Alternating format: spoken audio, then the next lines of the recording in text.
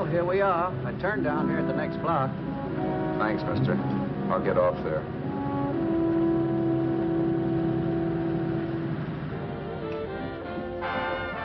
Want anything else? No. Hey, you. Me? Yeah, you. Where you heading? East. Too bad. I thought if you was heading north, I might be able to help you out. I'm pushing the Salt Lake, and I don't like to ride alone at night. I'm one of those guys that got to talk or I fall asleep. Oh. Sure, now my partner, he's got Lou to keep him company, but I ain't got nobody at all. Where you coming from? West. Yeah, sure, I know, but where, L.A.? Maybe. Got a cousin out in L.A. You don't say. Yeah, he's been out. You're not much of a talker, are you? My mother taught me never to speak to strangers. Oh, a wise guy. So what? Okay, don't get sore. Just trying to be sociable, that's all. Hey, Glamorous. You change for a dime, will you?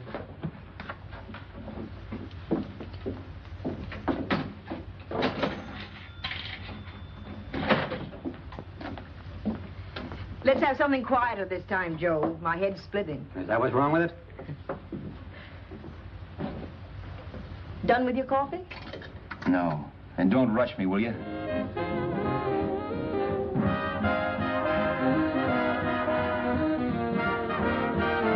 Hey, turn that off. Will you turn that thing off? What's eating you now? Yeah, what's eating you? That music, it stinks. Oh, you don't like it, huh? No, turn it off. Oh, wait a minute, pal. That was my nickel, see?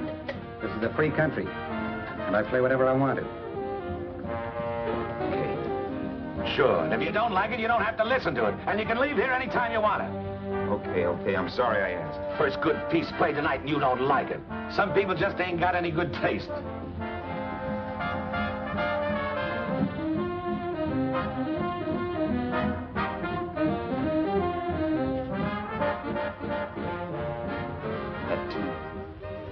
That tune. Why was there always that rotten tune? Following me around, beating in my head, never letting up. Did you ever want to forget anything? Did you ever want to cut away a piece of your memory or blot it out? You can't, you know. No matter how hard you try. You can change the scenery, but sooner or later you'll get a whiff of perfume where somebody will say a certain phrase or maybe hum something. Then you're licked again. I can't believe that you're in love with me.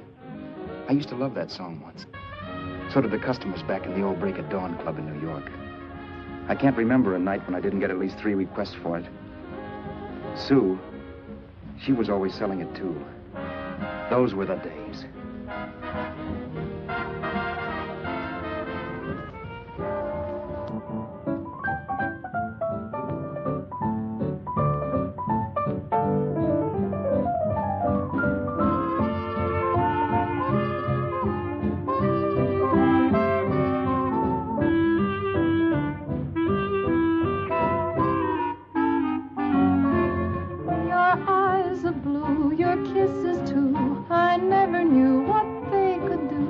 I can't believe that you're in love with me.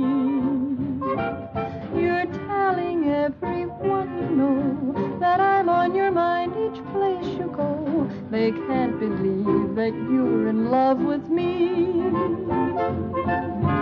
I have always placed you far above me. I just can't imagine that you love me. And after all is said and done, to think that I'm the lucky one, I can't believe that you're in love with me.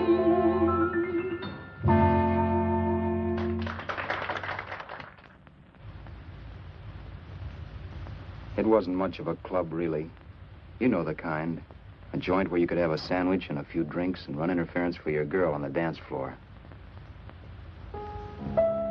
I pounded the piano in there every night from 8 until the place closed up, which usually meant 4 in the morning.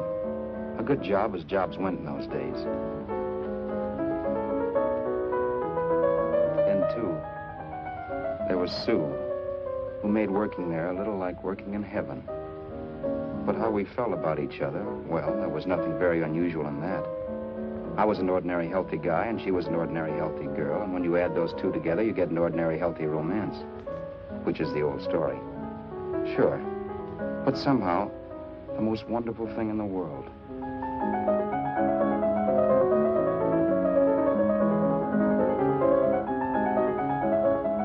All in all, I was a pretty lucky guy.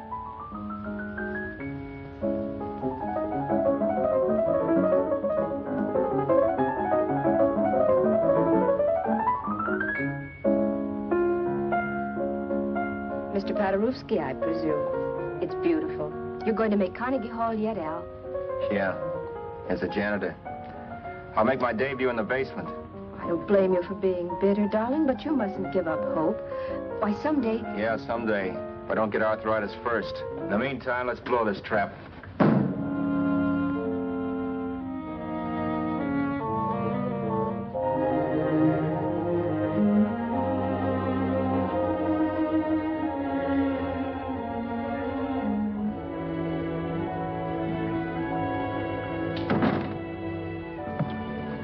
Like to get something to eat, hon? Oh, I don't think so, Al.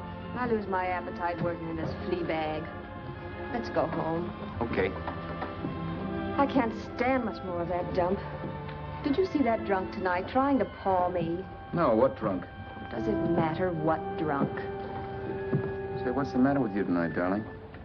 That's the third time you started to tell me something and then stopped. We shouldn't have any secrets from each other, Sue. Next week, we're going to make with the ring and the license. You and me will be a team. Yes, that's right. In the Bush League. I don't get you. We've been struck out. It's a funny way to talk, darling. Don't you want to marry me? Al, look, I love you. You know I do, and I want to marry you. But? But not now. Only after we've made good. Sunday, I'm going away. Oh, I know you'll think it's silly. That's why I hesitated to tell you. But I'm going to California. I want to try my luck in Hollywood. That's the most stupid thing I ever heard of. Don't you know millions of people go out there every year and wind up polishing cuspidors? I thought you had better sense. You sound as if you don't think I have any talent. That has nothing to do with it. I'll make out all right. Maybe. But what about me? Doesn't it mean anything to you that you're busting up all our plans? We may not see each other for years? It won't be that long. I thought you loved me. I do. You know I do. Well, here we are. Al, why can't you see my side of it? I'm young. We both are, and we've got all the time in the world to settle down. Oh, really, darling, what I'm doing is the only sane thing to do. I hate the thought of being so far away from you, but we'll be together again someday. Maybe you'll decide to come out too later on. So long. Al, aren't you going to kiss me goodnight? Sure, why not? Good night.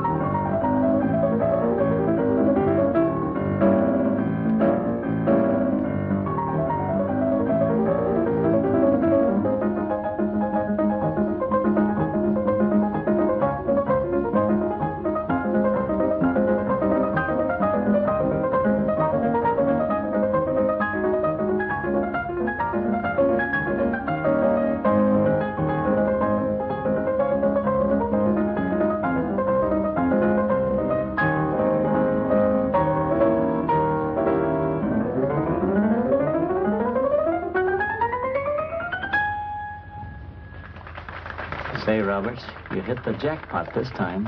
$10. Thanks.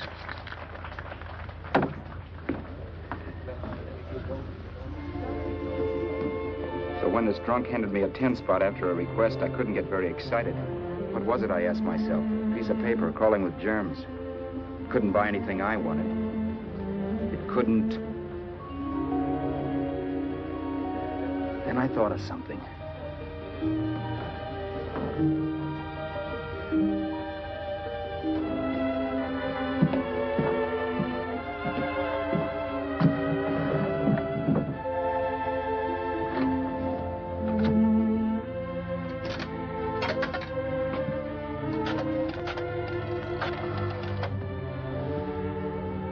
Long distance.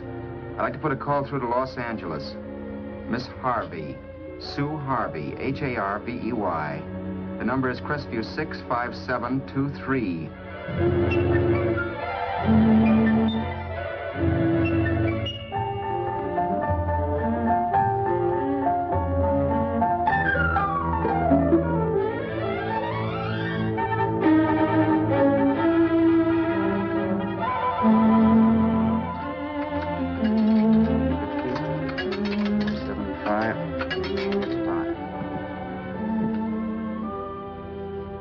Hello, Sue? This is Al. Oh, baby, it's great to hear from you, too. What's that? You do? Oh, me too, darling.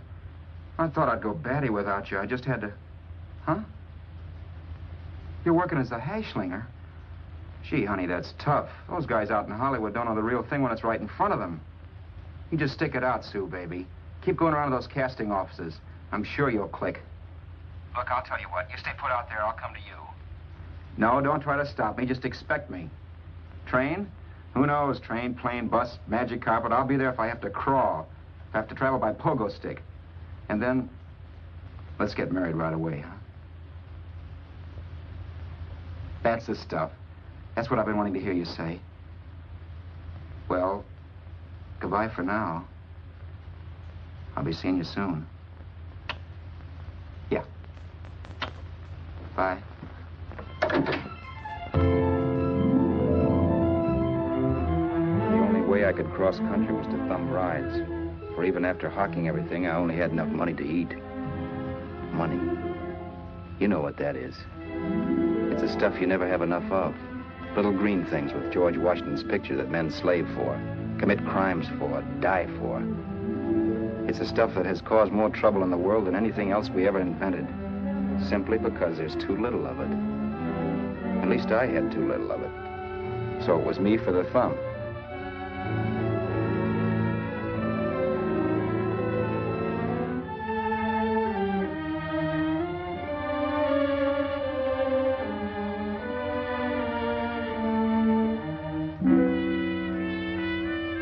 Ever done any hitchhiking? It's not much fun, believe me. Oh, yeah, I know all about how it's an education, how you get to meet a lot of people and all that.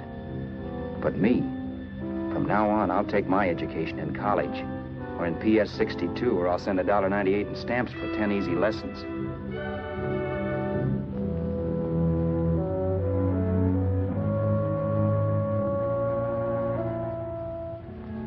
Thumbing rides may save you bus fare, but it's dangerous. You never know what's in store for you. You hear the squeal of brakes. If only I had known what I was getting into that day in Arizona. Here, throw that in the back seat. Okay, let's go. Make sure that door's closed.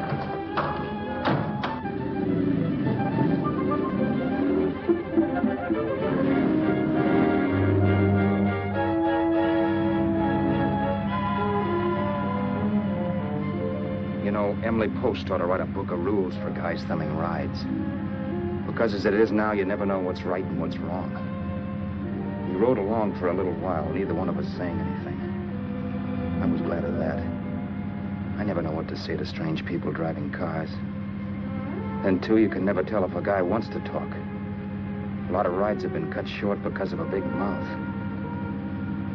So I kept my mouth shut until he started opening up. Hand me that little box, the compartment, will you, pal? Hold the wheel, will you?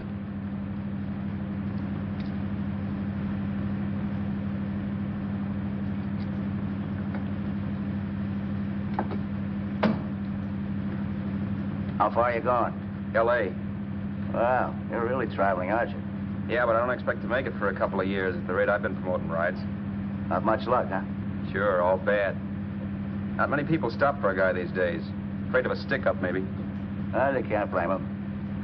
Where you coming from? New York? Well, New York. You're in luck this time. I'm going all the way. Right through to Los Angeles. You drive a car? Sure. Whenever you're tired, let me know. I'll holler. I guess at least an hour passed before I noticed those deep scratches in his right hand. They were wicked. 3 puffy red lines about a quarter of an inch apart. He must have seen me looking at them because he said, Beauties, aren't they? They're gonna be scars someday. What an animal. Whatever it was, it must have been pretty big and vicious to have done that. Right on both counts, New York. I was tussling with the most dangerous animal in the world. A woman. She must have been Tarzan's mate. Looks like you lost the bob. Certainly wasn't a draw. You know, there ought to be a law against dames with claws. Yeah. I tossed her out of the car in her ear. Was I wrong? Give a lift to a tomato, you expect her to be nice, don't you? Yeah. After all, what kind of dame son rides? Sunday school teachers? Yeah. A little witch. She must have thought she was riding with some fall guy. And me, who's been booking horses around racetracks since I was 20. I've known a million dames like her. 2 million. Yeah.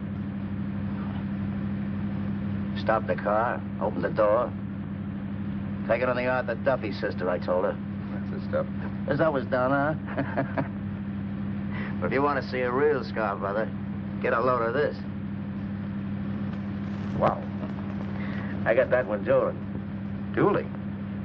Yeah, we're just kidding, of course. My dad owned a couple of Franco-Prussian sabers. Kept them on the wall for decorations. Well, one day, the kid and I took them down when the old man wasn't around. Had a duel. He got me in the arm here. Pretty mean cut. Infection set in later. Yeah, I can see that. Now, give me that box again, will you? Yeah.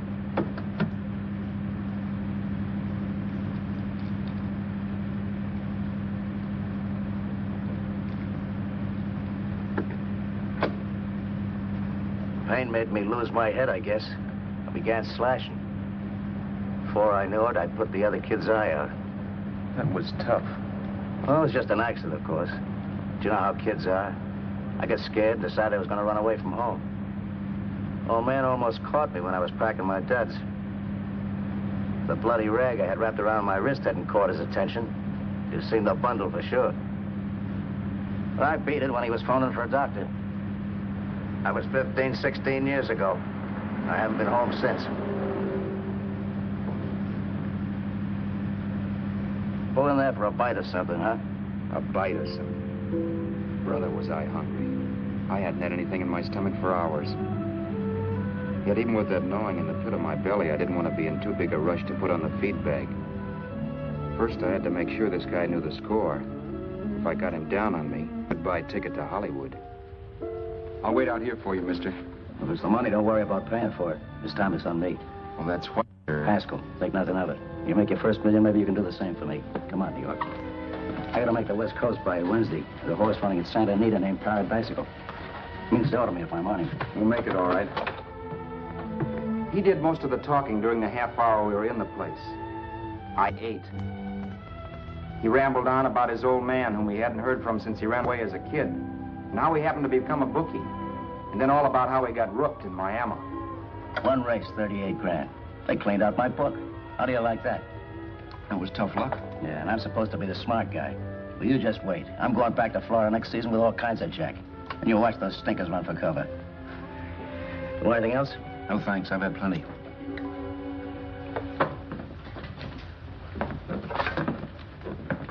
That check there, sister? Oh, just a minute. Your change, sir. Keep it, sister. Oh, thank you, sir. Call again. I'll be waiting outside for you when you finish work. Sharp check, huh?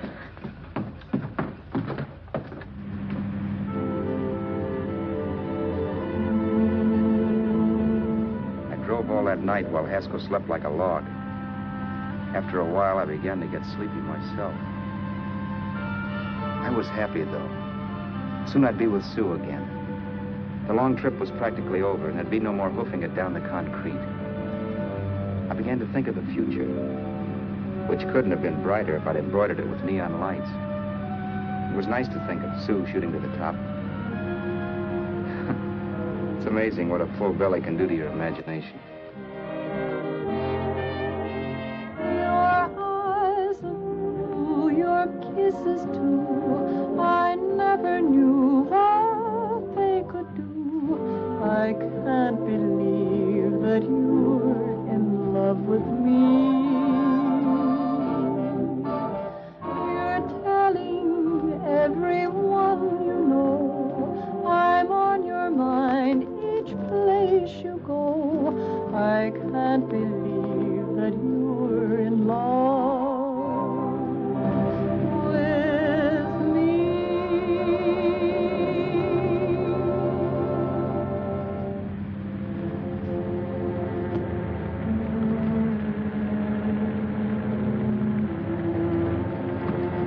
Mr. Haskell? Mr. Haskell? Mr. Haskell, wake up. It's raining. Don't you think we ought to stop and put up the top?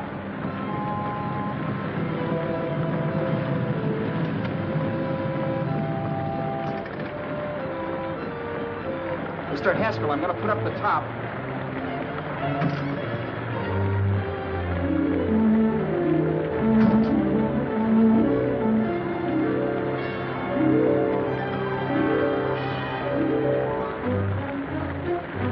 Until then, I'd done things my way.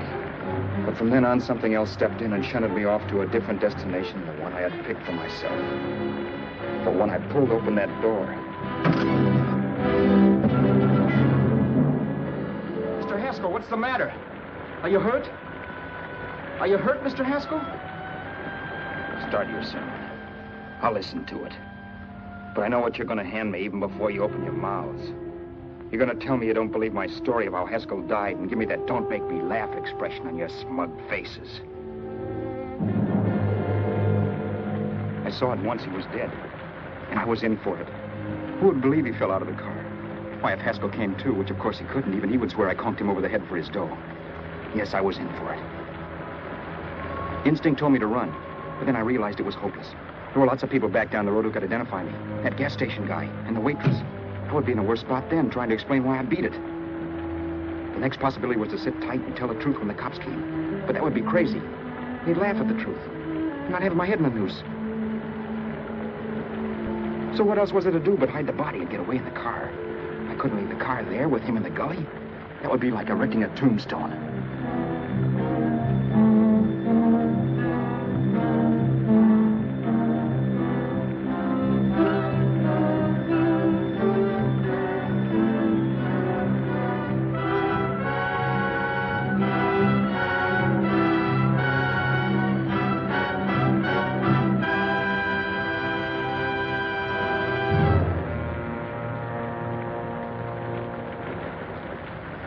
My idea was to cover him with brush, not to rob him.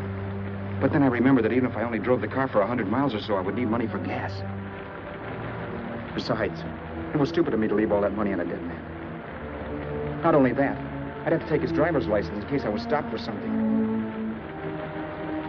I didn't like to think about it, but by that time I'd done just what the police would say I did, even if I didn't. My clothes. The owner of such an expensive car would never be wearing them. Some cop might pull me in on suspicion.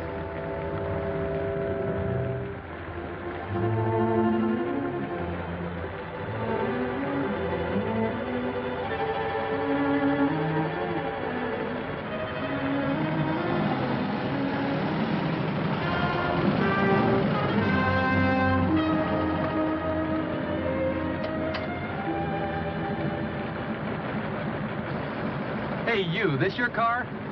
Don't you know better than to leave a car with the wheels halfway in the middle of the road? That's the way accidents happen. I'm sorry, officer. I was just putting up my top. I didn't think. Well, the next time, think. I'll let you go now, but watch your step in the future. I know that's a lonely stretch, but cars come by here once in a while, and we have plenty of crack-ups. Thanks, officer.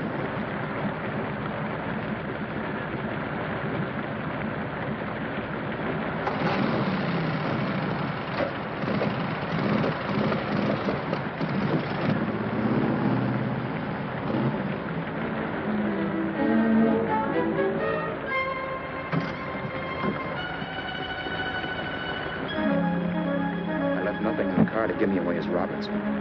If they found a dead man in the gully now, it would be me.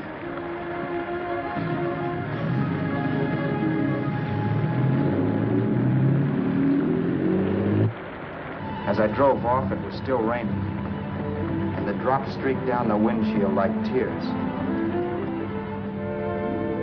I kept imagining I was being followed and that I could hear sirens back in the distance. Just how long it took me to cover the 60-odd miles to the California state line, I don't know. I lost all track of time. But the rain had stopped and the sun was up when I pulled up to the inspection station. Hello? Carrying any fruits or vegetables? No. Any livestock or poultry? No. I'd like to see your registration and driver's license, please. Anything in the baggage compartment? Just baggage. Charles Haskell, Jr., age 30, brown eyes, dark hair. Identifying marks, none. Are you Charles Haskell, Jr.? Yes. Well, remember, if you're employed and you stay over 30 days, you take out California plates. All right, officer, but I'll only be in the state a short while. Right, you can go now.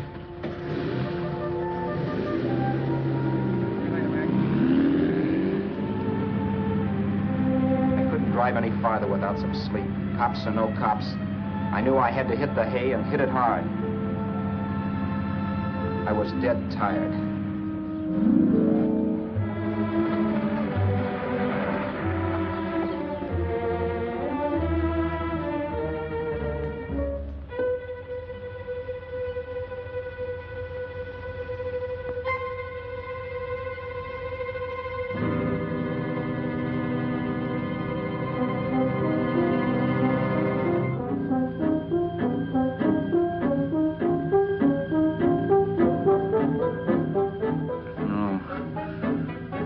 Mr. Haskell. No.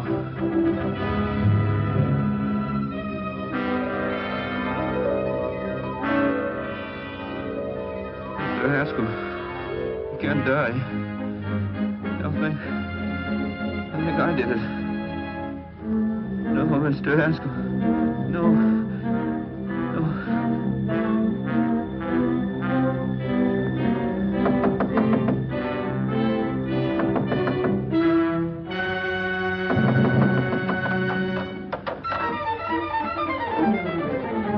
Who's there? It's the maid. Can I come in and clean? Later. In a half hour. All right, sir.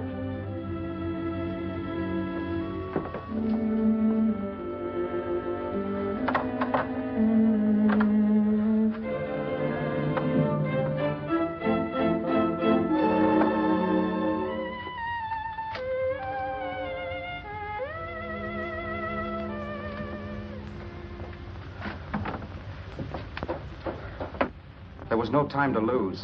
Every minute I had to be Charles Haskell was dangerous. And I'd have to be Charles Haskell until I got to some city where I could leave the car and be swallowed up.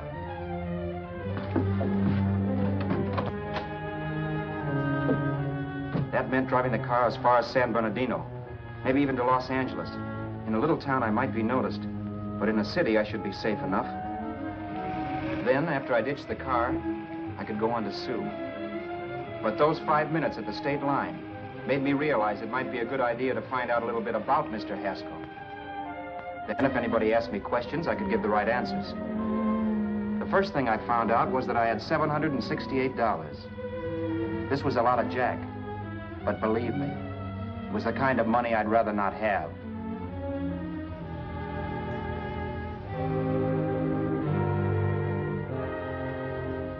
And then I found out from a letter Haskell was carting around in his bag that he wasn't the open-handed, easygoing big shot who went around buying dinners for strange hitchhikers.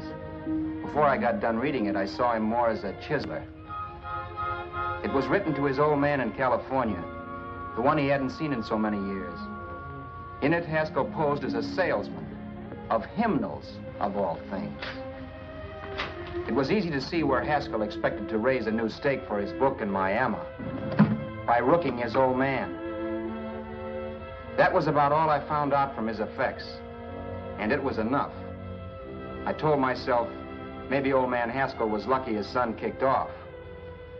He would never know it, but it saved him from taking a flyer in sacred literature preferred.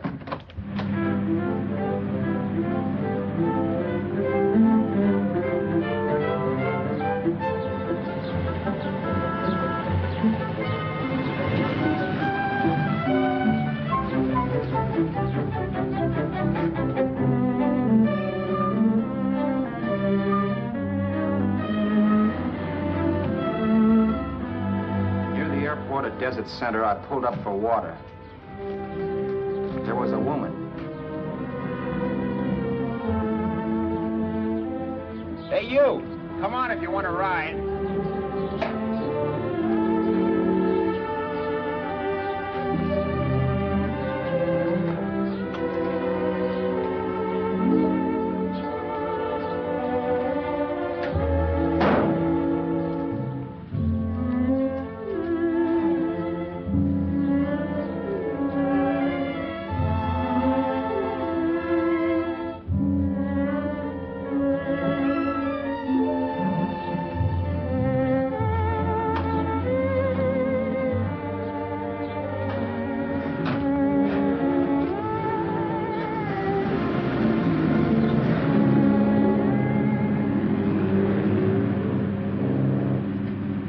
How far are you going? How far are you going?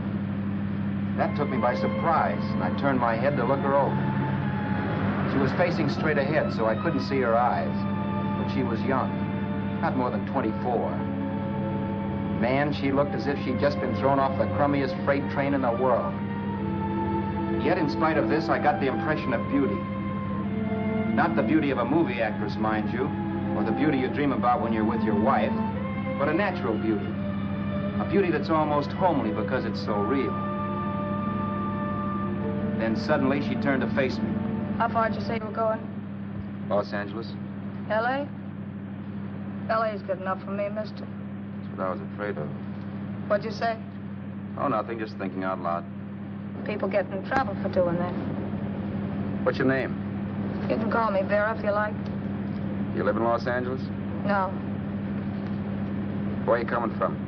Oh, back there. Needles? No. Oh, sure, Phoenix. You look just like a Phoenix girl. Are the girls in Phoenix that bad? The girl must have been pretty tired because she fell asleep not 20 minutes after she stepped into the car. She lay sprawled out with her head resting against the far door, like Haskell. I didn't like that part of it much, but I didn't wake her up. It wasn't that this girl still worried me. I'd gotten over that funny feeling I had when she looked at me, which I put down as just my jangled nerves. With her eyes closed and the tenseness gone out of her, she seemed harmless enough. And instead of disliking her, I began to feel sorry for her. The poor kid probably had had a rough time of it. Who was she, anyway? And why was she going to Los Angeles? And where'd she come from in the first place? The only thing I knew about her was her name. Not that it made any difference. A few hours more and we'd be in Hollywood. I'd forget where I parked the car and look up Sue. This nightmare of being a dead man would be over. Who this dame was, well, it was no business of mine. Where did you leave his body? Where did you leave the owner of this car? You're not fooling anyone.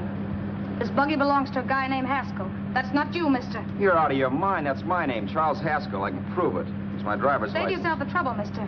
Having Haskell's wallet only makes it worse. It just so happens I rode with Charlie Haskell, all the way from Louisiana. He picked me up outside of Shreveport. You rode? You heard me. Then it all came back to me.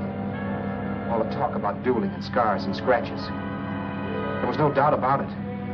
Vera must be the woman Haskell had mentioned. She must have passed me while I slept. Well, I'm waiting. My goose was cooked. She had me. That Haskell guy wasn't dead yet.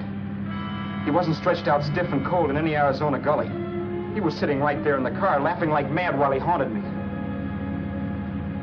Well? There was nothing I could say. It was her move. Vera, whatever her name was just my luck picking her up on the road. It couldn't have been Helen, or Mary, or Evelyn, or Ruth. It had to be the very last person I should ever have met. That's life.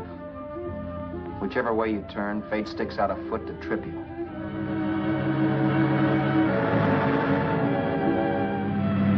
I told her everything, but she didn't believe my story. I should have saved my breath. That's the greatest cock and bull story I ever heard. So he fell out of his car. Say, who do you think you're talking to, a hick? Listen, mister, I've been around, and I know a wrong guy when I see one. What'd you do, kiss him with a wrench? Now, wait a minute. What I told you was true. You see, that's why I had to do it. You think I killed him. Well, the cops would have thought so, too. Yeah, well, maybe they still think so. What makes you so sure I'll shut up about this? Vera, I'm innocent. Give me a break, will you? It won't do me any good having you pinched. The cops are no friends of mine. Now, if there was a reward, but there isn't. Thanks. Don't thank me yet. I'm not through with you by a long shot. Let's see that roll.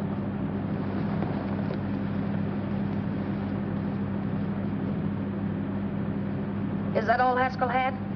Isn't it enough? No, I thought he had more. Not that I know of. You can search me. You think I'm holding out on you? Well, maybe I will at that. He told me he was going to bet $3,000 on a horse named Paradisical on Wednesday at Santa Anita.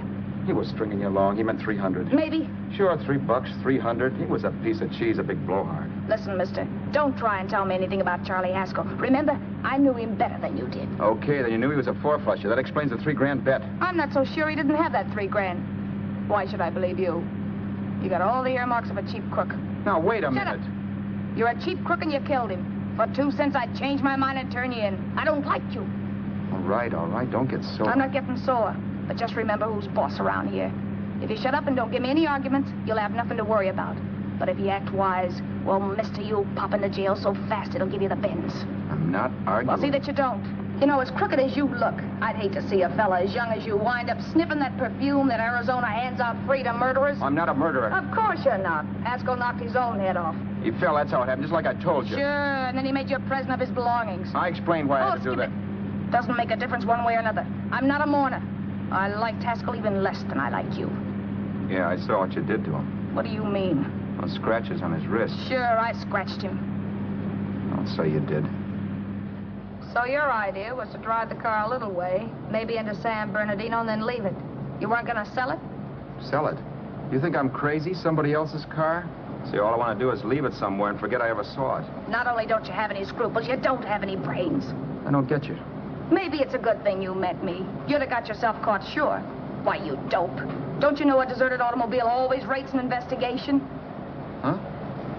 Look, the cops find a car. Then they get curious. They wonder where the owner is. So, all right, they don't trace Haskell. They trace you. I never thought of that. The only safe way to get rid of the car is to sell it to a dealer. Get it registered under a new name. Say, stop at the next store. I want to get a bottle and do some shopping before we hit L.A. Okay. As soon as we find a place, I'll drop you off and pick you up later. Nothing doing. You're coming in, too. From now on, you and I are like the Siamese twins. Have it your way, but I don't get the point. The point is, I don't want you to get lost. I'm not going to beat it if that's what you're afraid of. I'll say you're not. Well, I'm going to see that you sell this car so you don't get caught. Thanks. Of course, your interest wouldn't be financial, would it? You would want a small percentage of the profits. Well, now that you insist, how can I refuse? 100% will do. Fine. I'm relieved. I thought for a moment you were going to take it all. I don't want to be a hog. A few hours later, we were in Hollywood. I was recognizing places Sue had written about. It struck me that far from being at the end of the trip, there was a greater distance between Sue and me than when I started out. Vera wasn't kidding with that Siamese twins crack. She rented a little apartment as Mrs. Charles Haskell. When I objected to this, she explained that it was on account of the car. A dealer might think something was funny if he called and found we were using different names.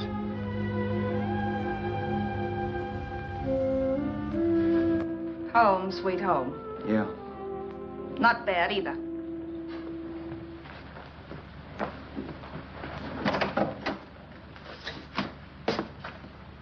In case there's any doubt in your mind, I'll take the bedroom. Yeah. Sure is stuffy in here.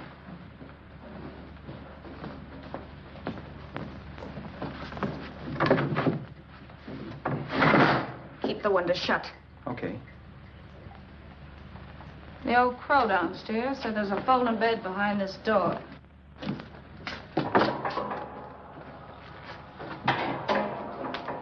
You know how to work it?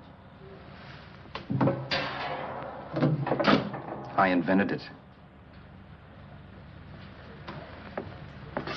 Some joint. One can't have everything.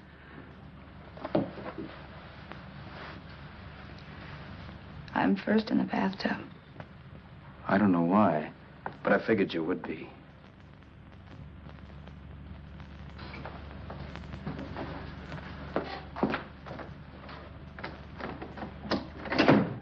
Boy, oh boy. It sure feels good to be clean again. I must be 10 pounds lighter. You must be. Well, hitching rides isn't exactly the way you keep your schoolgirl complexion. I wish that guy with the sax would give up. Gets on my nerves. Forget it. Have a drink. Aren't you afraid I might take you up on it? If I didn't want to give you a drink, I wouldn't have offered it. Why be a sorehead, Roberts? You got yourself into this thing. You should be grateful I'm not turning you in. Why, if I wasn't regular, you'd be in the pen this minute, being photographed, fingerprinted, and being pushed around by the cops. So cheer up. Get rid of that long puss. Or is your conscience bothering you?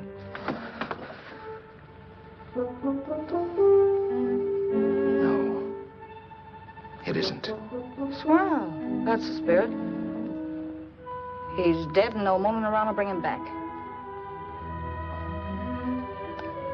Anyway, I never could understand this worrying about something that's over and done with. Now look, Vera, for the last time I didn't kill him. Haskell was a sick man. Maybe he was dead before he fell out of the car. I don't know. Sure. He died of old age. All right. So if it'll make you sociable, you didn't kill him.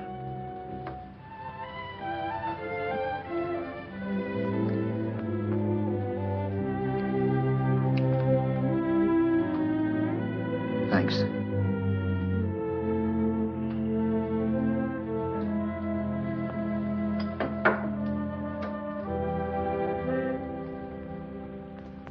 We're out of liquor, Roberts. Yeah. Too bad. I felt like getting tight tonight. Well, I think you succeeded. Am I tight? As a prima donna's corset. That's good. I wanted to get tight. Why? What have you got to get tight about? Oh, I don't know. Few things. Huh. You should have my worries. If I had your troubles, I'd stay sober. And I've got the key to that door. Yeah. Maybe you're right. I'm always right. You know, I don't like your attitude, Roberts. Well, there's a lot of things I don't like. Sure. But life's like a ball game. You gotta take a swing at whatever comes along before you wake up and find it's a ninth inning. You read that somewhere. That's the truth, Roberts. All you do is bellyache. Taking it easy and, well, trying to make the best of things. But maybe that's what's wrong with the whole world. Get the professor. People knock themselves out trying to buck fate. Now, take you, for instance. You're lucky to be alive. Why, suppose Haskell had put open your door. You'd be playing a harp now. Think of that. You think of it. I'm tired of thinking. There's plenty of people dying this minute. I would give anything to trade places with you. I know what I'm talking about. I'm not so sure. At least they know they're done for. They don't have to sweat blood wondering if they are. Your philosophy stinks, pal. We all know we're going to kick off someday. It's only a question of when. But what got us on this subject anyway? We'll be discussing politics next. Yeah. Where'd you hide the butts? On the table, sucker.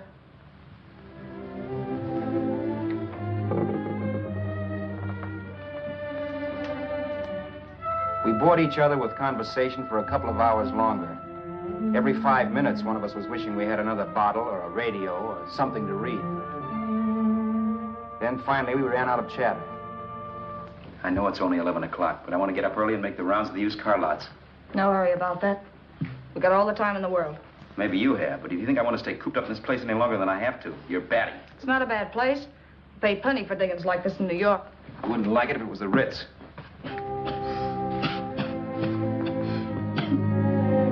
rotten liquor.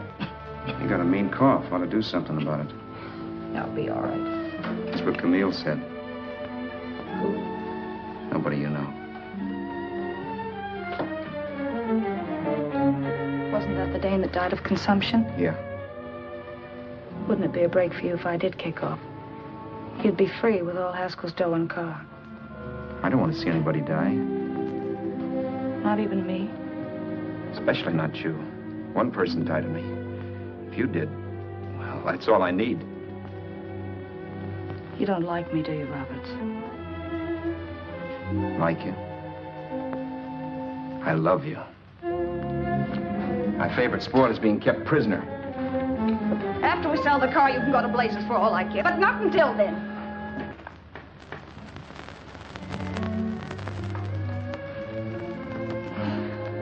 I'm going to bed.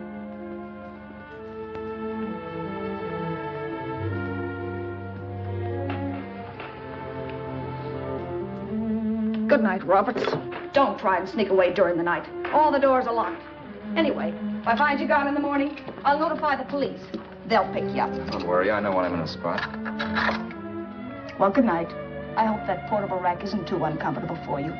Don't lose any sleep over it, will you, Vera?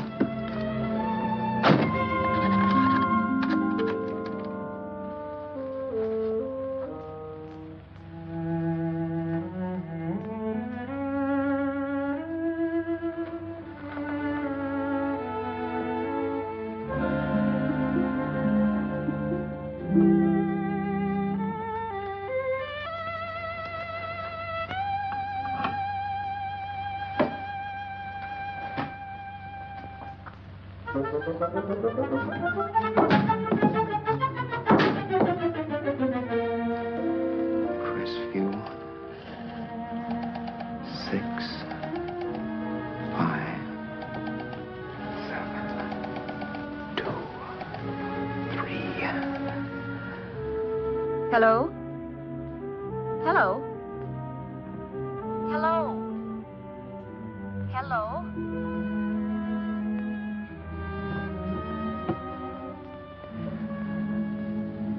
No.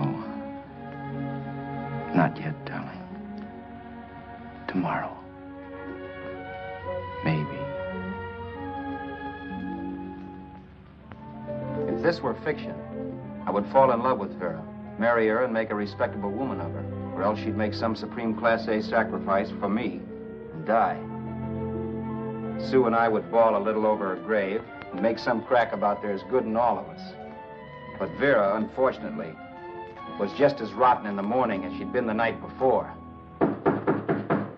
All right, I'm coming. Look, Vera, it's almost noon. So what? The dealers will be there all day? They'll be there all year, too, but it doesn't wait that long. Shut up. You make us like a husband. Well, do I rate a whistle? You sure do, but let's go. Let's go, let's go. I spent $85 and 2 hours preparing bait, and all you can say is let's go. Come on.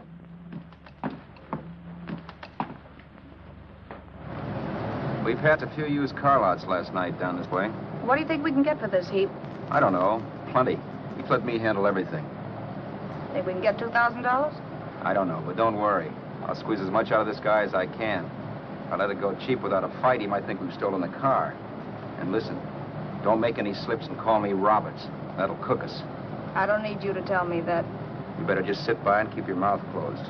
Remember, we're both in the soup if anything happens. Forget it and drive. You're my wife, Vera Haskell. Look, after the deal's closed, let's go back to that place on Hollywood Boulevard where I saw the fur jacket. I want to buy it. After the deal's closed, I'm saying goodbye to you. That's right, I forgot. I guess I'm getting kind of used to you. Well, that's a habit you could start breaking. Let's try this place in the middle of the block.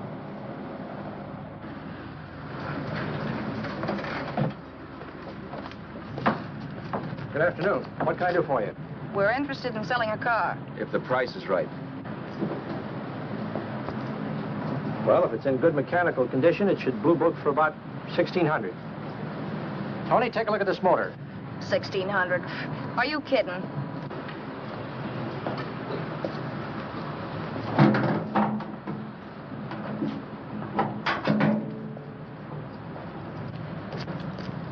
Well, maybe 1850. Before I let it go for 1850, I'll wreck it and collect the insurance first.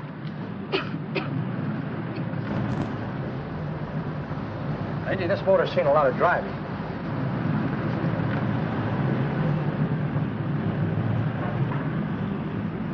While the mechanic inspected the car, we haggled. At last, when we were all worn out, we hit a compromise. His price. Okay, it's a deal. All right, come in. We'll sign the papers. I have the ownership papers right here with me. Look, Vera, in the meantime, will you clean the dash compartment? There may be some stuff in it. All right, darling. 1,850 bucks. That dirty crook.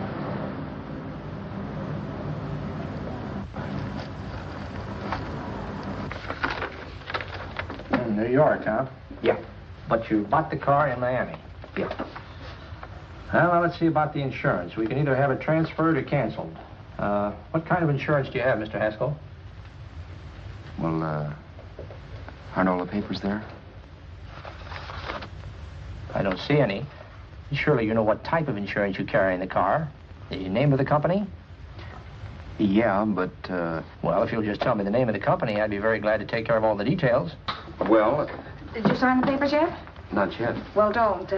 We're not selling the car. Well, wait a minute, Mrs. Haskell. Come on, darling. What's the matter? You changed your mind? Yes, I'm sorry. I guess I have. But, Vera... Let's go.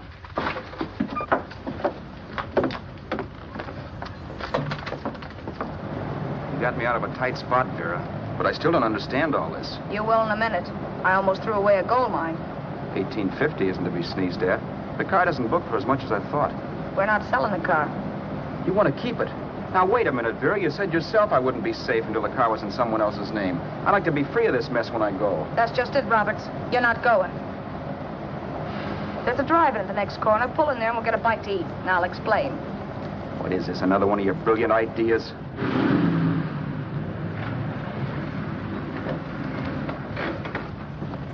Oh, I take your order? Make mine a ham sandwich and coffee. And for you, sir? Oh, I don't care. The same. Thank you.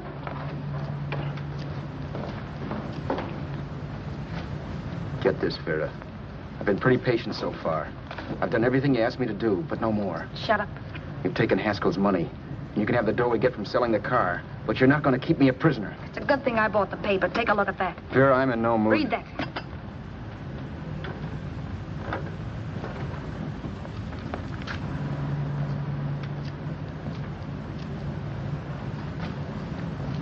No. Yes. No, I won't do it. Yes, you will. You think I'm crazy? It's impossible, I tell you. Excuse me.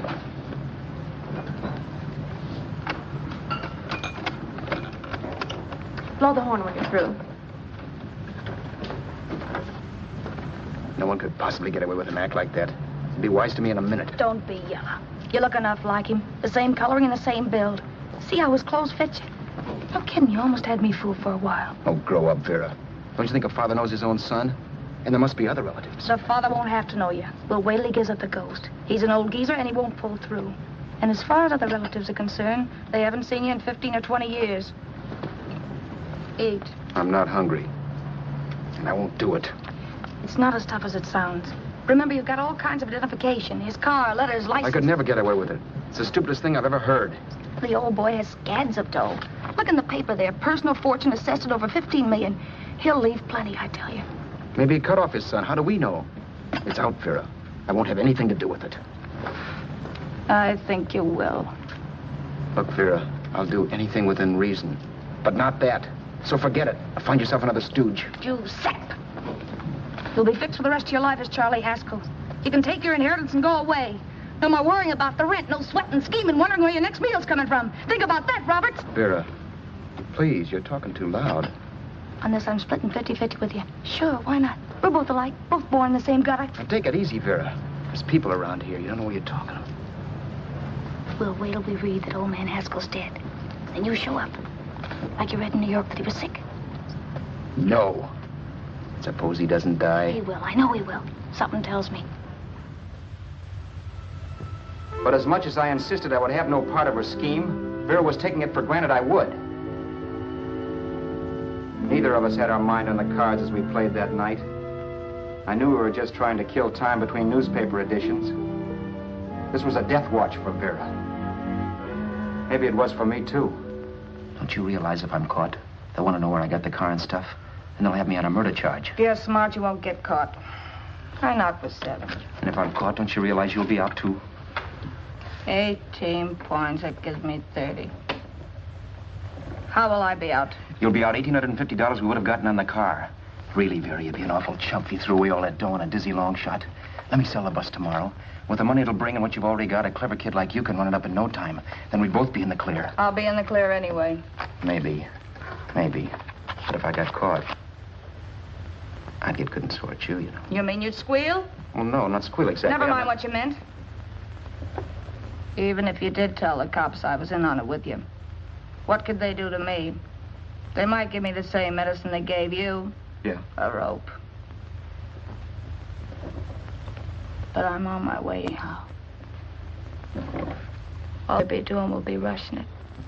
All right. But think of the $1,850 you'd lose. You'd kick yourself along the block if it let get away from you. I'll take the chance.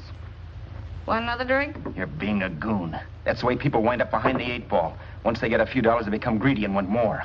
My. Caesar. Who? You know that Roman general? He got his for being greedy. He wasn't satisfied, so the final wind-up was he took the count. A couple of days ago, you didn't have a dime. Why, you were so broke you couldn't pay cash for a postage stamp.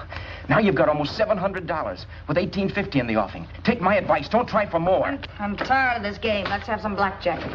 Play solitaire. Okay, I will if that's the way you feel about it. That's the way I feel about it. Getting sore and throwing things won't help much, Roberts. I'm really doing you a favor. I help you out of a jam by keeping my mouth shut. I show you how to make some soft money. And what thanks do I get? Thanks. Sure. Or would you rather call the cops and tell them you killed the man and stole his money? I didn't kill anybody. Yes, you did. No, I didn't. You know I didn't. All right, then. Suppose I call the cops. If you're innocent, what do you got to be scared of? Okay. Call them, you mutt. Go ahead and call them, see if I care. At least they'll give me a square deal. You want me to call them? You heard me. But I'm warning you. If I'm pinched, I'll swear you were in on it. I'll say that you helped me. If I fry, I'll get even with you. You wouldn't dare. You're chicken. Yeah? Then try it and see. Call them. Yeah. Okay, I will.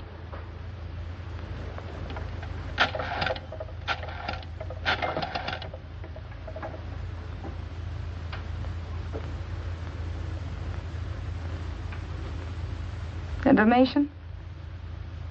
I want the number of the Hollywood police station. Okay, I got it. Thanks. Wait a minute, Vera. You wouldn't do that. Well, wouldn't do that, and I'll show you if I would. Take it easy now. Let's talk this over. This was early in the evening, and the conversation, while hectic, was at least pitched low. But as the minutes passed, and more obstacles to her plan popped into my head, the air got blue. Each word coming from our lips cracked like a whip. I reminded her that as Charles Haskell, I didn't even know my mother's name, where I'd gone to school, the name of my best friend, whether I had an Aunt Emma or not, my religion, and if I'd ever owned a dog. I didn't even know what my middle initial stood for. I also pointed out that the real Haskell had a scar on his forearm. His people never saw that scar. He told me he ran away right after putting out the kid's eye. Yeah, but his father knew he was cut. It had to be some kind of a mark. So what?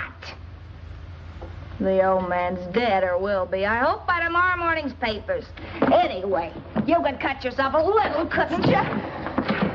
Boy, for that kind of dough, I'd let you cut my leg off. You're drunk and you're crazy mad, Vera. Turn me in if you want to, but I won't get mixed up in this. Besides, how do we know Haskell was such a phony? Maybe it wasn't the man's son at all. Maybe he just dreamed it up. Well, dreaming or not, you won't be dreaming when the law taps you on the shoulder. There's a cute little gas chamber waiting for you, Roberts. And I hear extradition to Arizona's a cinch. Where's that phone? Vera! Leave me alone! Vera! Here, I want a phone call, police. I hate you yellow stinker. You leave me alone. I'll let you alone when you promise to leave the phone where it is. You're drunk. You don't know what you're doing. You're hurting me. Will you promise? All right.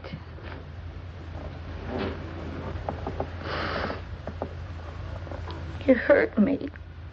I'm sorry, but... And it's hot in here. Open up a window. It's not hot. Don't tell me. Now, do you do it or do I do it? You're no gentleman, see? Yeah. All right. I'll open up the window.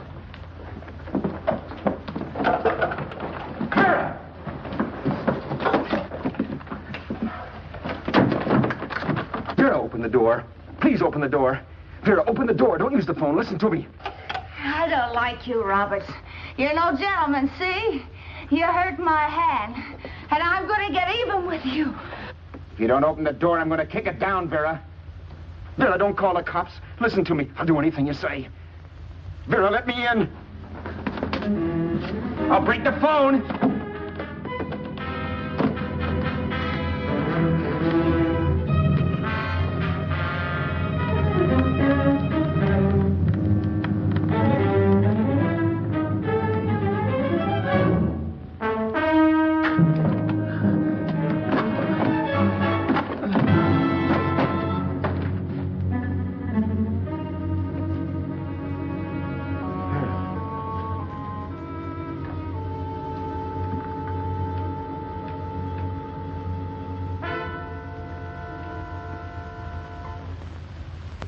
The world is full of skeptics. I know. I'm one myself. In the Haskell business, how many of you would believe he fell out of the car?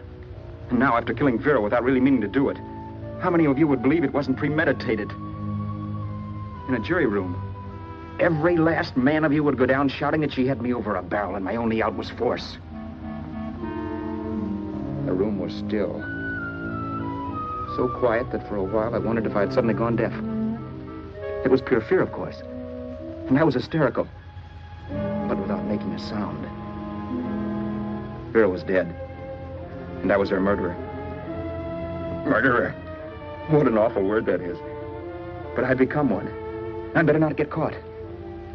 What evidence there was around the place had to be destroyed. And from the looks of things, there was plenty. Looking around the room at things we'd bought was like looking into the faces of 100 people who had seen us together and who remembered me. This was the kind of testimony I couldn't rub out. No. I could burn clothes and hide bottles for the next 5 years. There'd always be witnesses. The landlady, for one. She could identify me. The car dealer, the waitress in the drive-in, the girl in the dress shop, and that guy in the liquor store. They could all identify me. I was cooked. Done for. I had to get out of there. While once I'd remained beside a dead body, planning carefully how to avoid being accused of killing him, this time I couldn't. This time I was guilty. I knew it. Felt it. I was like a guy suffering from shock. Things were whirling around in my head. I couldn't make myself think right. All I could think of was the guy with the saxophone and what he was playing. It wasn't a love song anymore. It was a dirge.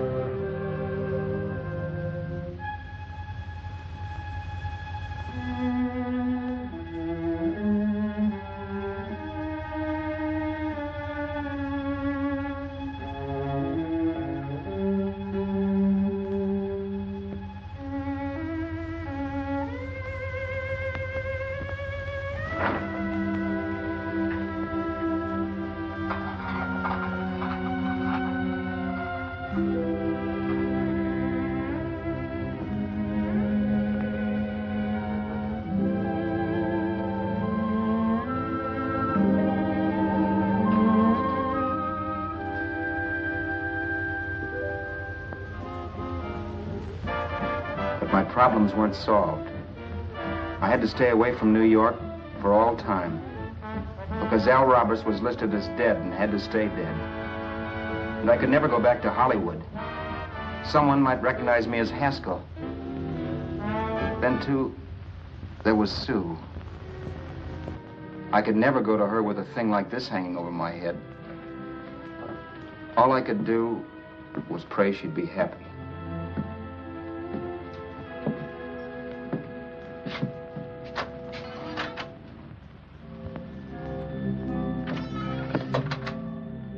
I was in Bakersfield before I read that Vera's body was discovered, and that the police were looking for Haskell in connection with his wife's murder. Isn't that a laugh? Haskell got me into this mess, and Haskell was getting me out of it. The police were searching for a dead man. I keep trying to forget what happened, and wonder what my life might have been if that car of Haskell's hadn't stopped. But one thing I don't have to wonder about. I know. Someday a car will stop to pick me up that I never thumbed.